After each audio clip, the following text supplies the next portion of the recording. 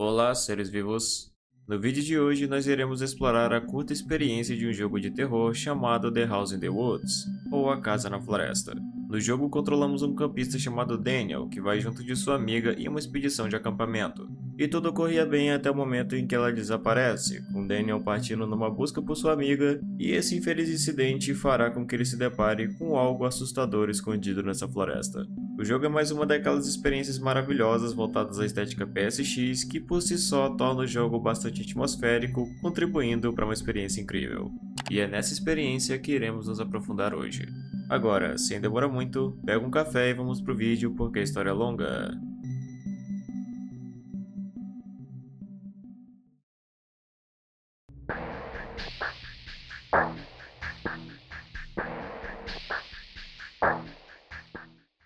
Em 22 de outubro de 1999, Daniel Leonard e sua amiga Heather Myrick desapareceram durante uma expedição de acampamento.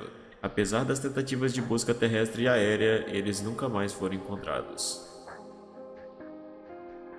O começo do jogo coloca o jogador no controle de Daniel e não oferece muito contexto sobre o que está acontecendo. Somos jogados no meio de uma densa floresta no meio da noite, na companhia apenas da barraca de acampamento e da fogueira agora apagada de onde estávamos acampando.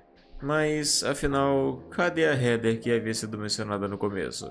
Não é muito claro logo de cara, mas vamos começando a entender as coisas quando começamos a escutar gritos de fundo revelando o que aconteceu.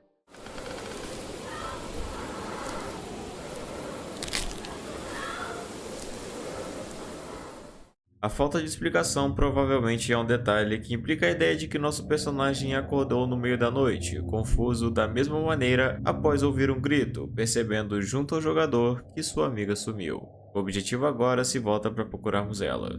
Mas essa é uma tarefa que, como se nota, é bem desafiadora, afinal, estamos numa floresta escura no meio da noite na companhia apenas do desconhecido. Não é preciso acreditar em fantasmas ou criaturas sobrenaturais para entender os riscos de estar aqui. Animais selvagens, buracos pelo caminho ou até mesmo fome e sede são problemas reais a serem considerados. Por esse motivo, a simples hipótese de se perder em um lugar como esse pode significar literalmente a morte de uma pessoa. Então precisamos encontrar ela o mais rápido possível, mas também com cautela.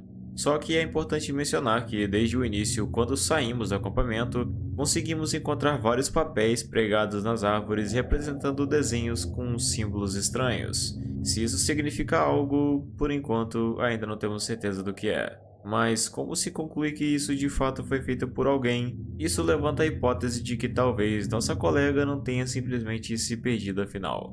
Os gritos persistem ao fundo, indicando que alguma coisa aconteceu com Heather, até que chegamos numa pedra estranha, localizada no meio do nada, que emite um ruído esquisito e brilha com mais um símbolo desconhecido gravado nela. Não temos alguma utilidade para ela, então apenas ignoramos. Se guiar pelo meio de todo esse mato e árvores é uma coisa bem mais difícil do que parece. A escuridão praticamente impede que você possa ver mais do que 2 metros à sua frente. Além de que, bem, árvore é árvore. Não dá para saber se uma é a mesma ou diferente da outra que você viu minutos atrás. Ao menos existe um tipo de bússola localizada no topo da tela que facilita um pouco mais as coisas. Ou facilitaria, se eu soubesse usar uma bússola. E seguindo mais alguns passos, encontramos uma área aberta onde uma casa solitária se ergue em meio à escuridão. O visual fúnebre da construção causa pavor, evidenciando um abandono completo de sabe-se lá quantos anos. É algo que certamente não se espera encontrar em um lugar tão inóspito como nessa floresta. Parece uma boa ideia entrar nela? É claro que não. Mas é isso que fazemos. Opa, parece que eu vi alguma coisa. Entrando dentro da casa, somos atingidos pelo som reverberante dos gritos de sua amiga que agora ficam mais claros do que antes. Resta saber agora de onde eles vêm. Apesar da primeira impressão, é de que vem de baixo. A casa se encontra em um estado de isolado mantido apenas por madeira apodrecida com tábuas fechando portas e janelas. E isso certamente é uma coisa que não ajuda a melhorar a situação.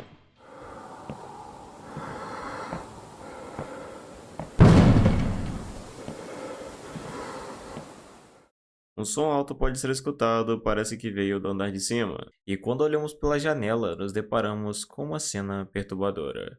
Homens vestidos com túnicas brancas cercam a casa em um círculo onde permanecem parados, em uma aparente cerimônia ritualística, protagonizando uma cena bizarra. O cenário começa a mudar gradualmente e velas começam a aparecer pelo chão. Andamos por entre alguns cômodos até que somos atingidos pela visão de um tipo de obelisco erguido com outro símbolo. Ainda que sendo estranho, parece que de alguma forma o personagem foi acometido em um tipo de ritual antes mesmo que pudesse perceber. Contudo, ainda não sabemos qual o propósito de tudo isso, tampouco o destino de Heather, que até agora permanece como uma incógnita.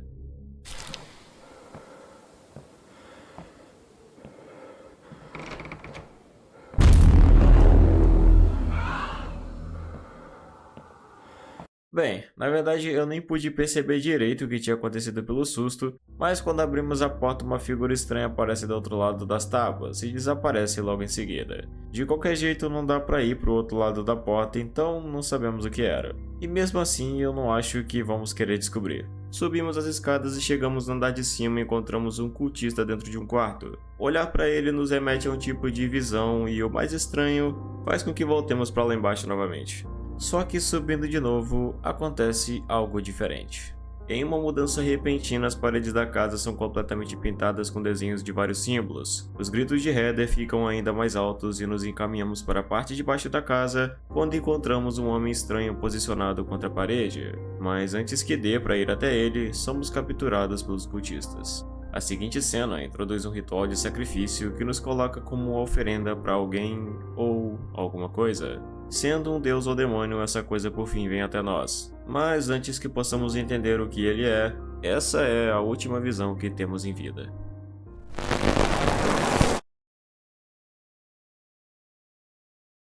Certo, agora é a parte que tentamos entender o que aconteceu nessa história. A expedição dos dois campistas acabou sendo interrompida pelo rapto de um deles, a Heather, que mesmo após o fim do jogo não temos um contato com ela de alguma forma e tampouco é mostrado qual foi o seu destino. Mas levando em conta o desfecho de Daniel, é de se imaginar que o dela não foi diferente. Pelo azar dos dois, aparentemente a área de camping que eles escolheram é lar de um culto obscuro, adorador de um tipo de deus sombrio ou demônio, que como na maioria das religiões antigas, só pode ser adorado com oferendas de carne humana, como foi do jeito que vimos. É bem fácil de perceber, mas a trama do jogo é principalmente inspirada no filme Bruxa de Blair. A própria ambientação do jogo já reforça isso em vários pontos, além das muitas referências que podem ser observadas no decorrer da gameplay, com a própria ideia de tipo de rito profano sendo conduzido lá. Só que a referência mais emblemática é a do homem encostado na parede no final do jogo, referenciando uma das cenas mais clássicas do filme de 99. Dá pra encontrar referências dessa cena em vários outros jogos diferentes, pra falar a verdade.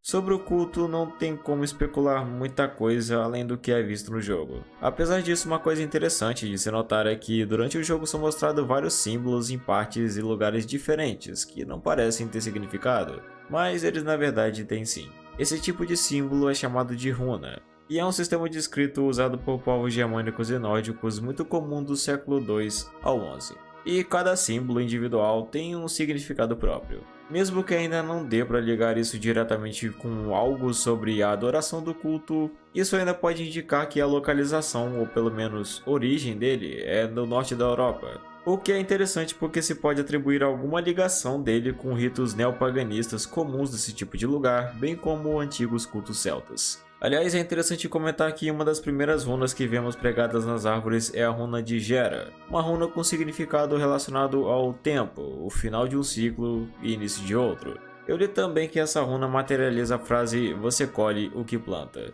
o que sugere que de fato o intuito desses ritos era atrelado a trazer algo para esse mundo. E talvez a parte ruim é saber que, no final, parece que eles conseguiram.